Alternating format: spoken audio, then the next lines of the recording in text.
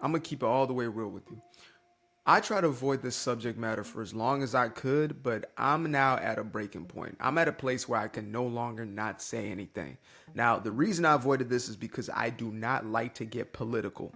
It doesn't mean that I don't have some political opinions. It simply means that I don't want to get into the politics of things because I know there is something far more important, something far greater, which is the individual's own power. But now I'm realizing that this politics of ours is no longer political. Now it's getting deeply personal, and it's honestly, now it's on my turf. And so I got to talk about it because I believe that anything that strips a human being of their own power, anything that gives a messaging of you cannot do for self, or there is something out there to get you and you do not have power over your own life, you have no control over your own life, any messaging in that form is the most destructive messaging, period. That sounds dramatic to some, right? But for some of y'all, you know exactly what I'm talking about.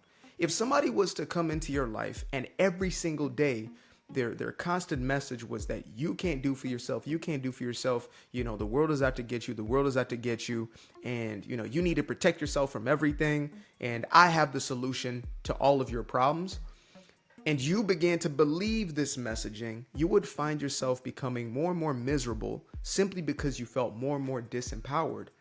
And it's ironic because the messaging we get is that this is empowerment, right? This is our path to empowerment. This is how we get to our promised land, right? As long as somebody is doing things for you and giving you things and, you know, fixing your problems, everything's going to be okay.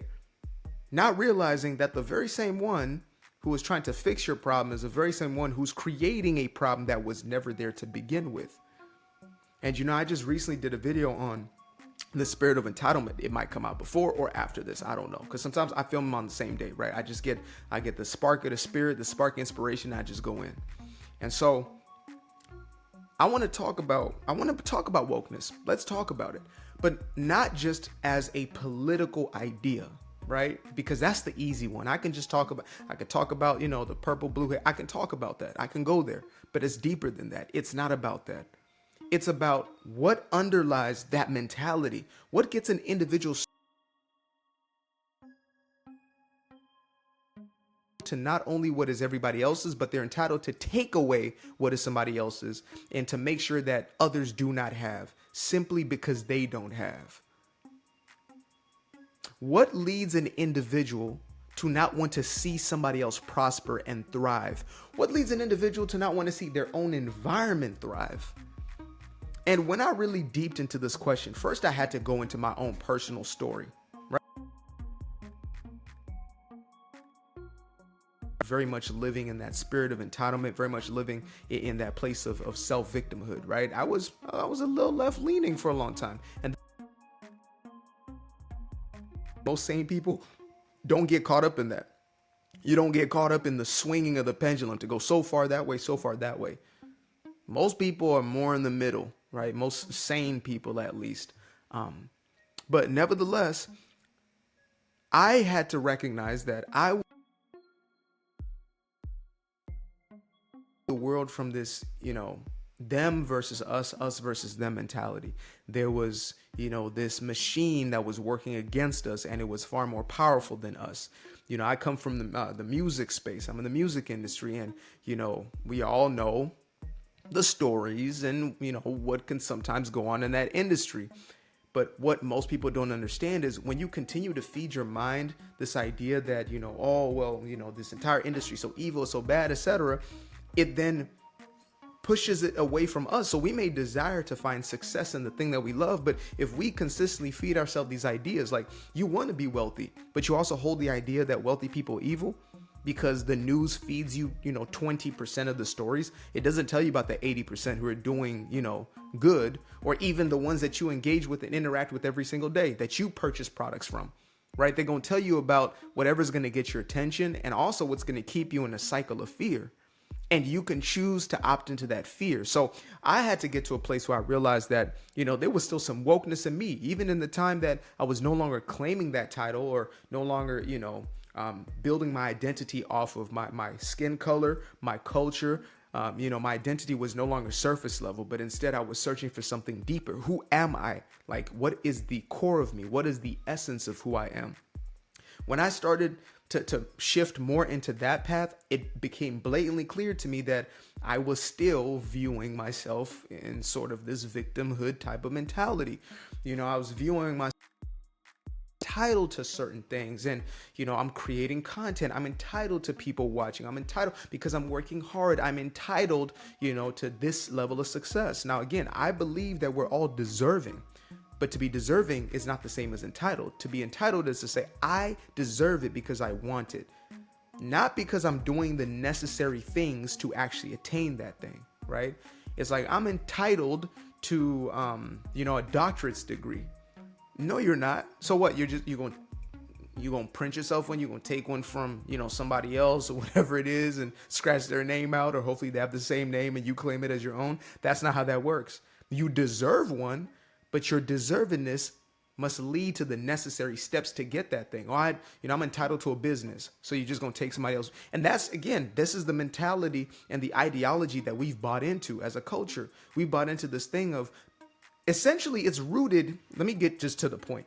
It's rooted in the belief of undeservedness and unworthiness. When a person believes that they're not deserving of good in life, when they believe that they're not deserving or they're not capable or able to attain something that they desire, that desire then shifts into envy.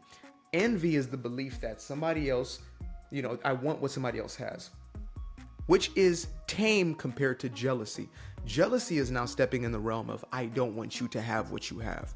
And that's the spirit in which a majority of our culture is currently under the hypnosis of it all, right? That's the movements of, the eat the rich and all those types of messages that we now get.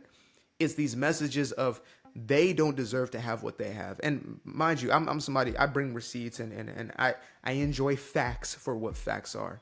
There's this message of, like the rich don't pay their fair share of taxes, etc.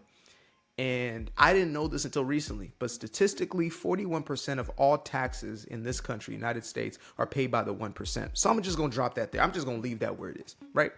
That's been the historic trend since, I think maybe 40s or 50s or something like that, is that the top 1% is paying 41% of the taxes in this country. I'm just going to leave that there, right? So when we start to really unpack, we start to see that it is far more personal than it is about saving the world, right? It's about a seeking of identity. When you don't believe that you can create a life of your own, like you can do the things that you love and become a somebody doing those things, you will start to take on what Stephen Pressfield, author of The, would call a shadow career, right? So shadow career is essentially, let's say I was born to be a songwriter, but instead I become a music teacher because I'm afraid to truly pursue what I want to do because I don't believe that I can actually, become that. So instead of just a shadow career, they have like a shadow life where they're literally creating this, illusion of I am an activist who is doing all of these things and making such a radical change in the world. And, I'm making a difference and you're feeling as if you're truly doing something and your heart may be in the right place. But here's the thing. If you can't even take care of your own household, but yet you're out there being an activist to the world, something's off. Something is off. If you went into most of these people's personal bedrooms, which is probably in their parents' house, again, no shame. I moved back into my folks' house because I knew, man, I really want to hone in on what I do. So I become the most successful in what I was born to do. And then everybody else going to be taken care of, period. Me first, and then everybody else who's around me that I love, that I care for. But if you were to go into most of these people's bedrooms, I promise you, the bed is not going to be made, or it's not going to be fully made. The clothes ain't going to be cleaned.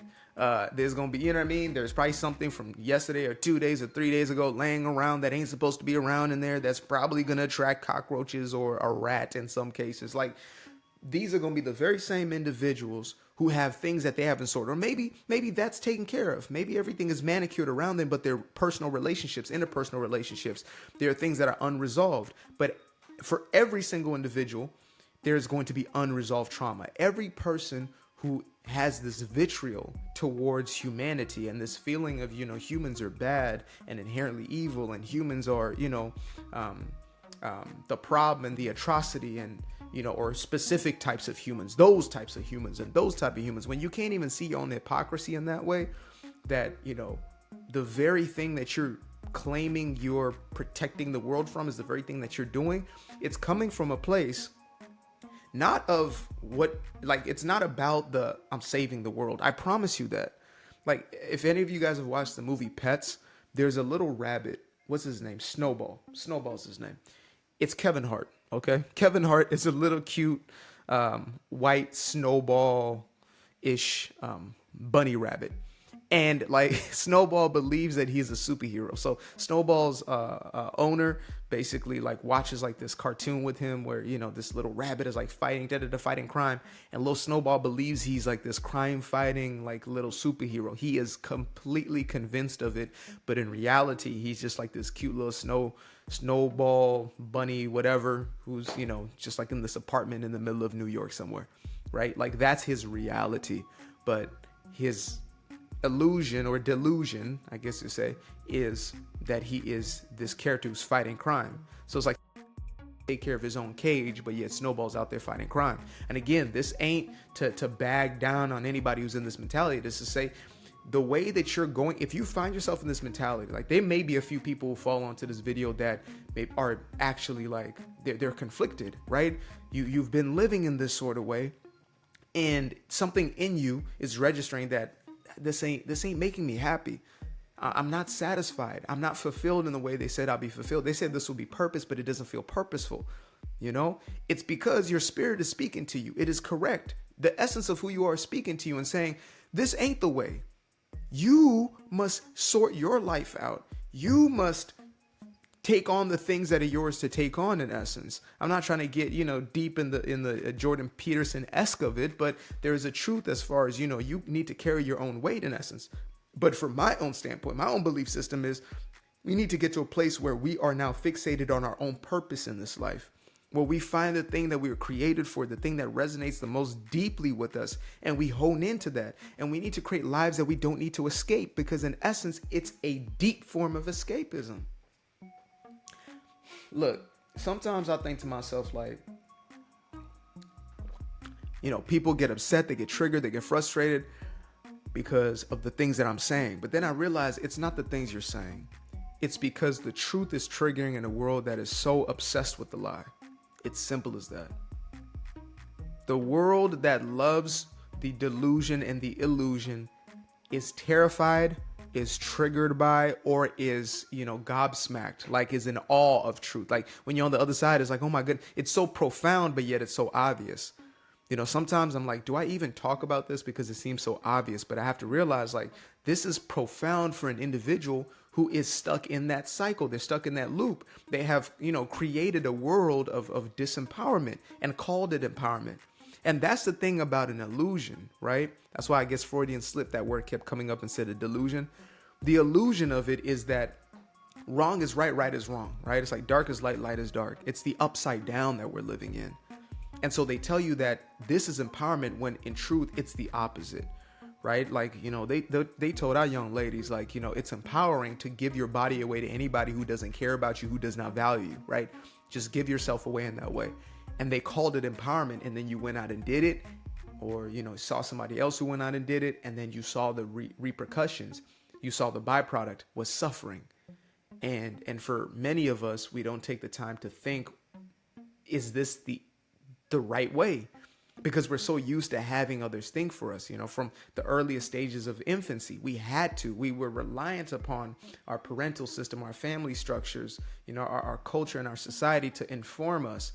And most of them, they did a pretty shoddy job. They did maybe their best, sure, but the best wasn't what we needed at that time. And then we perpetuate the same cycle with our own children. We perpetuate the same cycle, with the ones who are coming up, where we continue to create more and more of this Again, I don't hate to use the word, but it's an overused word. But the reason it's overused is because, there's truth to it. This toxic culture, we reinforce it and reinforce it. We continue to perpetuate the victim mindset. I know y'all looking at this mug in my hand like, is he actually going to sip it? Yes, I'm going to sip it. Don't worry about it.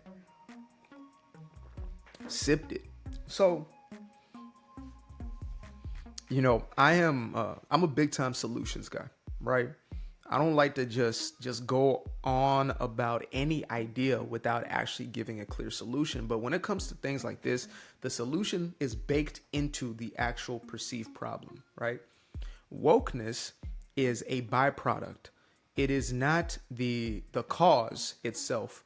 It's the manifestation of a certain perception of self. An individual buys into the identity that we now, label as wokeness or whatever it's going to be called down the way because of what they believe about themselves. It's really that simple. So when an individual believes that they are incapable of, they cannot do or cannot have, which really comes from a low self-esteem or a low self-worth or a lack of self-love. And I'm not talking about like the cushy, airy-fairy type of self-love. I'm talking about like a real practical self-love, where you see your value and you move in accordance to that value. You take care of yourself because you're deserving, of a body that feels good as well as looks good to you, right? You deserve a life on your own terms. I believe that's the thing that all of us have the deepest desire for when it's all said and done. But we find ourselves adopting these false identities. We find ourselves like taking on, a multitude of these disguises, hiding from ourselves, because we're so ashamed of the true self, not understanding that the true self is magnificent. Like, again, that's where the deservedness is. You are human. We often say, oh, I'm just human. No, you are. To be human means to be in control of your own personal reality. That's what that means. It means to have onus over your own life. It means to be able to determine conditions. Now, I don't know if the cats can do this. Maybe the cats have that power too. I don't know if the dogs can do this. Probably not. Cats more likely. Birds, a little less. The critters of the world, the little insects and stuff like that, they definitely ain't got none of this. But we have this. We have an ability to create an environment around us that reflects our own internal state, our own imagination, which is for, good, bad, or indifferent. We can build magnificent structures or we can tear those structures down. We have that ability. That is us as humans. That's the power that we've been embedded with by the Creator. And so in order for us to step into our power, we must first admit, just like anything else, it's like AA, whatever else, right? You must first acknowledge that, yes, I have been living in this way. And that's one of it is the hardest step because it's personal accountability, the thing that most of us fear most, because we fear blame, believing we're going to be punished, not understanding that the reward isn't taking ownership. This ain't your upbringing no more. This ain't you as a little kid and, you kick the soccer ball into the window and, and you got your butt whooped for it. This ain't that. When you take accountability and responsibility in your real life, in your adult life, it is empowerment because it moves you in the direction of solving whatever problems or perceived problems you have in your life. But we must first shift our own perception of ourselves to view ourselves from a different place. And this is going to be a process because for years you've been told, for decades you've been told who you are and who you are not, what you can and what you cannot do. And you have internalized that message and you've made it your own. You've taken that message upon yourself and you've made it your own. You move through life with that identity, and so that's become the identity that you own, right? And it is only you who can free yourself from that. I can talk all day. I can go on. I can make 1,000 videos every week. You understand me? About this exact message, and it's only going to be a fractal of what you can do within your own personal life. Yes, this may be helpful on your journey. I hope it is. But it is only what we are doing within ourselves, that inner work. We call shadow work, etc. I got plenty of content on that. I'm not about to sell you a course. Honestly, I'm not interested in creating courses anymore. I'm not interested in coaching anymore. I'm just interested in, in telling the truth and putting this out there. And so we have to make that decision to be honest with ourselves and then to course correct, right? if you were driving to Minnesota, I don't know why that popped up. Probably because all this Tim Wald stuff going on. Minnesota's been popping lately. So shout out to Minnesota. Anybody's from there or even been there, even knows what that is. For my international folks. So let's say you're driving to Minnesota, but then you realize that you're heading the wrong way, and you end up in like Nevada, right? Instead of pretending that you're in Minnesota, because you're not, it's best to just say, you know what, I was going the wrong way. Let me course correct. That's the best thing you can do. And that is guaranteed to eventually lead you to Minnesota. But if you forever tell yourself, oh, it's not going on, no, this is Minnesota here. This is Minnesota. If you continue to perpetuate a lie to yourself, you will continue to live that lie, and your life will reflect that lie. You don't attract what you want, not even what you desire, but instead what you are.